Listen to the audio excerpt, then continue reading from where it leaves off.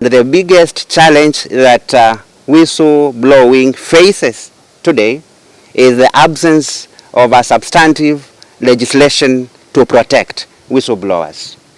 Whistleblowers play a critical role in the anti-corruption process, and if we do not have effective mechanisms to protect them, then that will scare away people with the critical information that could have been shared to advance the fight against corruption. It is for that reason that EACC calls upon the National Assembly to fast track the ongoing enactment of a whistleblower protection law.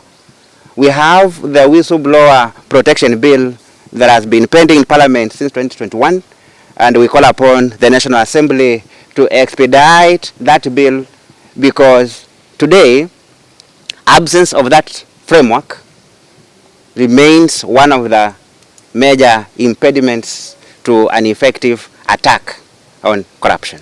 The UN Convention Against Corruption includes criminalization of corruption crimes and requires the introduction of penalties, of punishments, if you wish, that are capable of, in a way, they are commensurate with the gravity of the crime committed.